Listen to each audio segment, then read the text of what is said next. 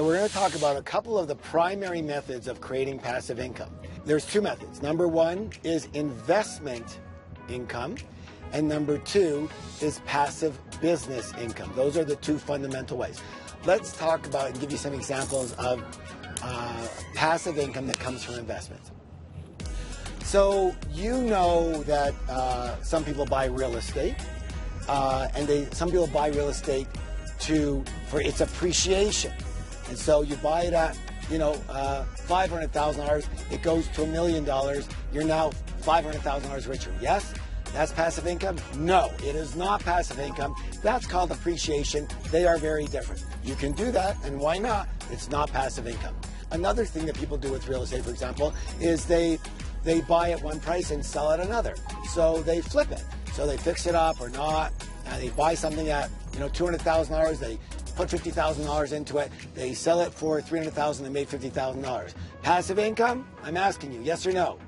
I hope you said no. It's not passive income. It is income, but actually, in this particular case, you did the work to renovate it, et cetera, et cetera.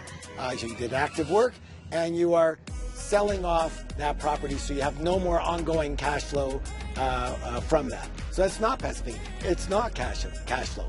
All right, but you've also heard about people, let's say, buy a real estate property, and it is a rental property, and it spins off maybe, I don't know, $3,000 a month in rent, and plus there's $1,500 or $2,000 in expenses, et cetera, including mortgages, and that leaves you with $1,000 of income, cash flow income, coming to you every month from that property. Is that passive income, yes or no? Yes, that is passive income, because here I am in my boat right now, and I can tell you that right this minute, like today, just from real estate situations that I'm involved in that are based in cash flow and passive income, I will probably be earning at least $1,000 today. At least. Probably a lot more, but let's keep it real, okay?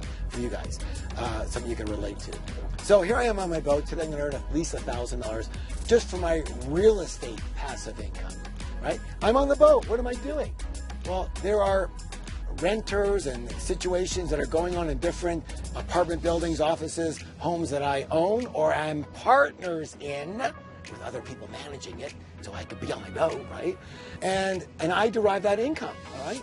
So that's real passive income. So I love cash flow that comes from real estate, because one of the things that's fantastic, first, there's good tax breaks in real estate, but also you could be fortunate enough where not only are you getting passive income and cash flow, but it could rise in value. I mean, this is the three-headed golden goose here. You got a tax situation that's better, you've got appreciation that's possible, but most importantly, you have ongoing cash flow. Mwah! We love that. All right, so another thing that I do, I love mortgages. I don't have any mortgages on my property. I buy everything for cash. I don't like having to pay a mortgage. I love when people are paying me the mortgage, right? And I'd love for them to pay you the mortgage. All right, so what does that mean? It means someone needs a mortgage. You think that everybody gets mortgages from the bank? No. Why? Many, many reasons. I'll give you an example.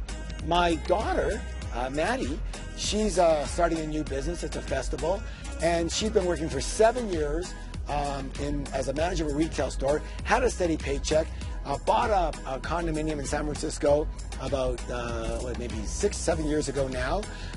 No problem getting a mortgage. Oh, here's your job, and here's your steady income, and here's the taxes taken off. How perfect are you? Yes, no problem. Here's your mortgage. Well, guess what? Now she's left her job. She doesn't have a steady income, but her listen to this. This is crazy, okay? Her a condo that she bought for like less than $500,000 is now worth almost $1 million. Right? Look at the equity she's got in it. She hardly owes any money. She only has a mortgage for a couple $100,000 out of $1 million. They won't give her a mortgage. She cannot get a mortgage. I'll give her a mortgage. Yeah.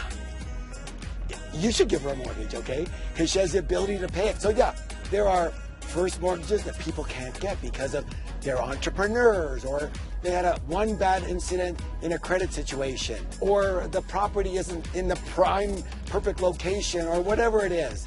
So the banks won't give them one, give them a mortgage. So this is where private lending comes in. This is where you can hook up with probably your lawyer or accountant, say, hey, I've got a little bit of money to invest. I'm looking for like second mortgages, right? Because in a good second mortgage, you're still going to be covered because of the collateral. So worst comes to worst, it's like they sell the property, you end up getting your money back. Okay, that's worst case, but it usually doesn't happen because you've done your homework. And second mortgages, I don't go to third mortgages, but I like second mortgages that have nice collateral behind them. So we want to start looking and looking at mortgages as another opportunity here. Some other ones that I'm involved in that you might be too. Stocks. So stocks go up and down and they appreciate, hopefully, et cetera, et cetera. But there's many companies out there that they're great companies that provide dividends. These are dividend stocks. So the word is what? Dividends, right? And dividends means that they are paying an income, and they might pay quarterly or semi-annually, and the stock might still go up or down, but they pay. Some of these companies. I'm involved in a really great company that's been around forever, and I get 7.5% dividend. It's like, how did that happen? Well, I guess I bought it at the right time or whatever. Now they're still doing 5%, but 7.5% on a dividend is pretty good for a company that's been around for like 250 years. So I love that. All right. So dividends are an excellent possibility too. So far we got real estate cash flow. We've got mortgages, first and second mortgages. We've got dividends, right? And we've got bonds. Now, I've got a lot of bonds for safekeeping. You get a passive income off of that, maybe, 2-3%. It's just safe money. But it all adds up to where, I make literally, well, I said 1,000 from just real estate, and you add all this other stuff in passively, it's well over $1,000 a day, okay? Probably triple that. Okay, so I didn't say that, but that's what it is. Why? Because I set myself up for that, okay? I use my active income to put money into situations that will derive me passive income, either now or in the future. Does that make sense to you? So you can put your money into things that appreciate and go for it. That's great. Or you can put your money into things that create cash flow and passive income. Good. I hope you're getting my drift here, because this is what you want. Our gold, our financial God, is not piles of money sitting in the bank. Who gives a shit, right? You can't do anything like that. I want money coming in to my bank literally every day, and it comes in probably from different situations, probably every week or two. I have piles of money coming into my bank that I can use, that I can spend, because more is coming in next month. Does that make sense? So it's spendable.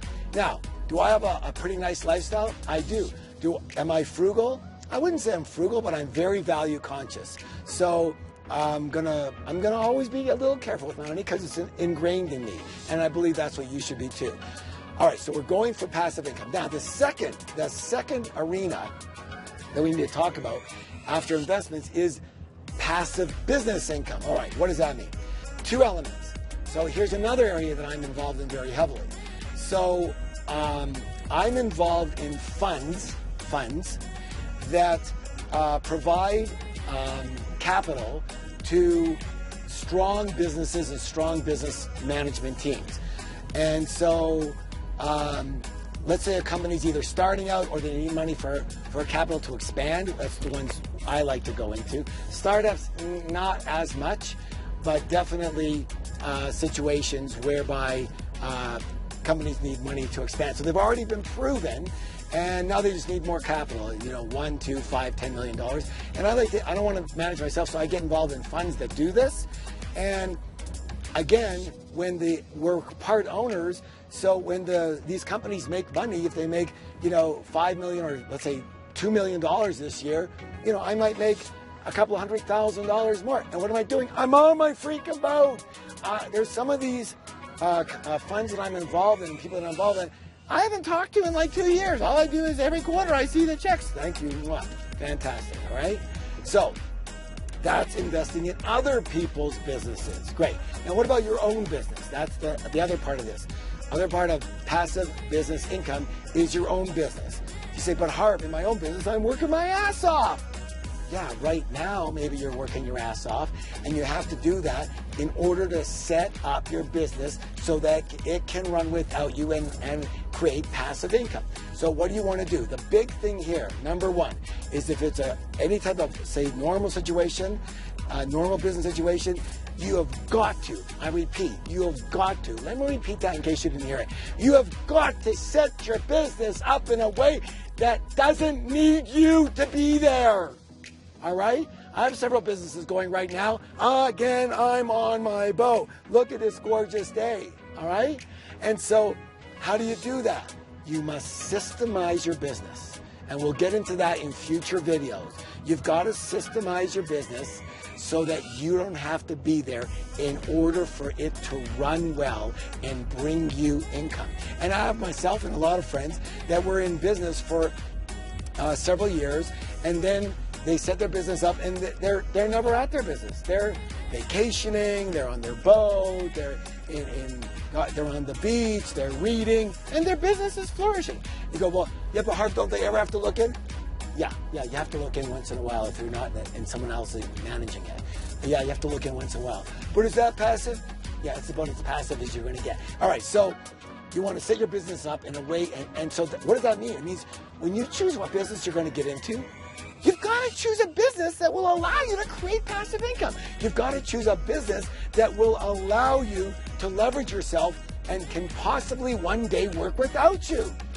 So doctors, you're in trouble, okay? You got to use your hands. Carpenter, yeah. No, you don't want to be the carpenter. You start off as a carpenter, then you become the contractor. You have a contracting company. You go and you sell jobs, right? Where you have the job and you have 8 contractors working for you, then you eventually set that up where you have a supervisor and a foreman looking after them and a salesman taking care of the business bringing in. And where are you? You're on your boat. You're on the beach. You're on vacation. That's how you set it up. But if you got to do everything yourself, hammering nails, you can never be free. You understand that? So you've got to create a business, set it up from the beginning in such a way where it's going to allow you to create passive income. I'm involved in information and in knowledge. And so here's an example. I wrote a couple of books, but I wrote a New York Times #1 bestseller. You might have heard of it. It's called Secrets of the Millionaire Mind. This book has sold close to 4 million copies worldwide. It's in 46 languages. And so why am I telling you this? Because from a publishing style, I had it published by other people, by HarperCollins at the time.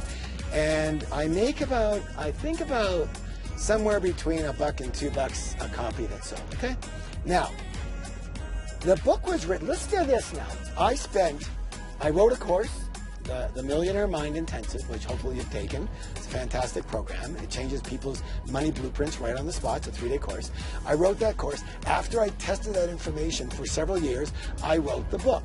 And the book was a way to help people that couldn't go to the course or to draw them into the course as a promotional tool. But changes people's lives. So here's the cool thing. The book was written, listen closely, it is 2019 right now, 2019, 2020 coming up. I wrote the book in 2005. So it took me about a year to write the book. Lots of active work, I'm working a lot. Okay, got it. This year, I get my royalty checks January and July of each year. So this year, my royalty check from a book that's 15 years old. I don't promote it anymore. I don't know if it's in any stores. I think it's on Amazon, I guess. I'm not involved in it whatsoever. So let's see here, close to 15 years later, in January, I got $160,000. And in July, pretty close to the same thing, 140 or something. $300,000? I don't even know the thing really exists. From a book I wrote 15 years ago? Good or freaking effing good. Would you like to do that? Then do what I did. Now, let's talk about, I think in terms of passive income. All right, so I wrote a book. So now this book is out there working for me. I get a percentage, and it just keeps on coming in. Okay. Now listen to this. My training business. When I wrote the all my courses, I wrote literally 19 different courses, and during that time, lots of work. Yes or yes, obviously. So first you work, then you don't work. Say that with me, please. First I work, then I don't work. Again, first I work, then I don't work. Okay. So you start with working. So here I am. We put together this phenomenal training company. But this was what I did that was very different than most other trainers or speakers or whatever you want to call them. I came from a business and entrepreneurial background now. And so I said, all right, this business can't be based on me. Unfortunately, you hear me say, unfortunately, for the first several years, it had to be based on me. It wouldn't work without me. But as soon as I could, first of all, I wrote everything down almost word for word in every course. It took me way longer than a trainer who puts together scribbled a few notes on a notepad and comes in for 3 days and hits some points and goes blah, blah, blah. Okay? It took me way longer to write everything down. But why did I do it? Because in my mind, what am I thinking? Active income, passive income. Guess. What does Harv think all the time? Active income or passive income? That's right, passive income. What do you think from now on all the time? Active income, passive income. Well, if you're still in the state of active to become passive, yes or yes. So in my mind, I was always thinking, I can't be the one on stage. I can't be doing this all the time. I got to get other people. So I hired my first trainer. I worked with him extensively, got him up to speed, gave him a few little parts of the course. He did pretty well. Pretty soon, I gave him a course on his own. People loved him. It was great. He didn't do the numbers that I did, but so what? We still made a profit. Great. Well, 5 months after that, I hired another trainer, then another one, then another one. And every course was written out in full, almost word for word, so that I could leverage myself, so that one day I would not have to be on stage and somebody else could. Are you following me here? This is really, really, really important. What's the word? Important. Thank you. So, fast forward. So, 2 things have happened. One, because I was able to pull myself out of it, I was able to sell the North American business, the whole North American business. But I kept the rights to everything, so I get a licensing fee for them using my information, and I get checks every quarter. Thank you. Okay, bless it. Also, I have 9 other trainers internationally, kept all the international countries, 29 other countries. We still have them. They've been going for years with another promoter that we've worked with and set them all up. The promotion, the logistics, so they're doing a great job at that. And I have 9 other trainers going around the world teaching all my courses from the manuals that I gave them. You understand? And the videos I gave them. And what am I doing? Hello, I'm in my boat today. So this weekend, I guess there will be somewhere between 2 and 5 programs, my programs that I wrote, that I make money on, lots of money on, going on somewhere in the world. And where am I? I am in my vacation home. Well, all my homes are vacation homes. I'm on the beach. I'm with my wife. I'm with my family. I'm with my friends. I'm having fun. I'm learning and growing. I'm writing other stuff because I want to. Can you do this? Say yes. You can do this. You now have to start to change your mind. Switch your mind from active income to creating passive income. Active income is a step. What's the word? A step to amassing finances that you can use to create passive income structures. What are the 2 kinds? Investment passive income and business passive income. Think passive income. All you want to be thinking, because you know what? In the end, that's going to make you free, give you choice, and it's what you do all the work for, good or good. Hope you enjoyed this video. See you next time.